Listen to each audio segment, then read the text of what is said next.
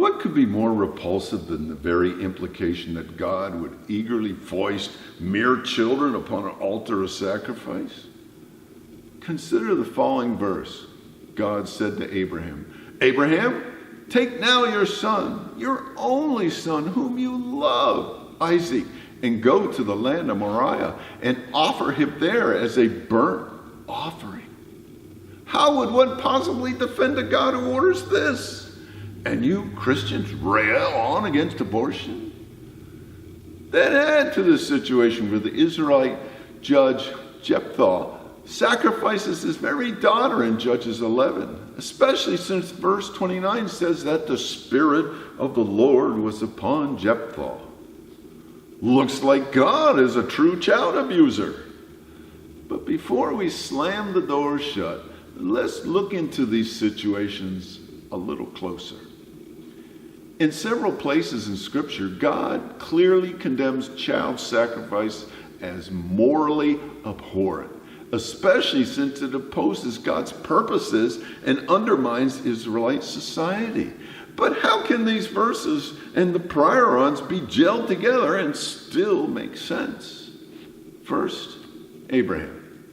When we look into Genesis 22, it is readily apparent that God was testing Abraham, and thus God doesn't really intend for Isaac to be sacrificed. Isaac is not the focus of God's intent here. Abraham is. We can conclude that from the rest of Genesis. In Genesis 17:19, God promises to establish a covenant with Sarah's son, Isaac, and Isaac's descendants. How could God do that if Isaac was sacrificed? Even more compelling is the fact that God had already positioned a ram nearby as the real sacrifice. In verse 14 of that chapter, Abraham states, "The Lord will provide." Secondly, Jephthah, which in fact is a lot easier to reconcile and actually speaks to the broader scope of the Bible. We already established that God has denounced child sacrifice. So why would God approve of Jephthah's sacrificing of his own daughter? Just because the Spirit of the Lord was upon Jephthah does not preclude the man from acting irrationally and impulsively. Even the great apostle Paul spoke too quickly in Acts 23, 1-5, and afterward regretted it. The pivotal factor here is free will.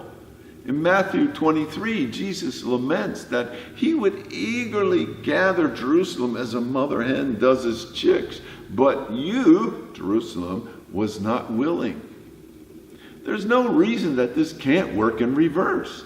Instead of someone failing to do what God desires, someone does what God desires they wouldn't. We could veer off into debate over how God's sovereignty is to be understood, but we won't at this time. As a side note, Norman Geisler and Thomas Howell make the case for this vow of Jephthah being something totally different than human sacrifice. They present the possibility that it was instead a vow of perpetual virginity instead of death. They look to Judges 11:38, where his daughter laments her virginity, not her death. But Jephthah said burnt offering in verse 31. The Apostle Paul speaks of Christians being a living sacrifice to God in Romans 12. So this is not out of consideration. The Bible is a literary document and as such employs literary devices. I recognize that some may feel like I'm dancing around here trying to just rationalize the truth. But what should we consider a better explanation? One where we see God contrary to the rest of Scripture, or one in which we synthesize the breadth of a worldview? Wouldn't the latter be the first approach to any discussion? And for that matter, that's been my approach in this series. I avoided the God of the Gaps approach to these questions about God's character. Instead of trying to chalk off serious questions with, "It's God, he can do anything he wants without being held to a moral standard," I sought to analyze the verses under question with an eye to reason, history, and context, which incidentally I think is the way to look at any document. Imagine that. The Bible relies on reason as its core basis.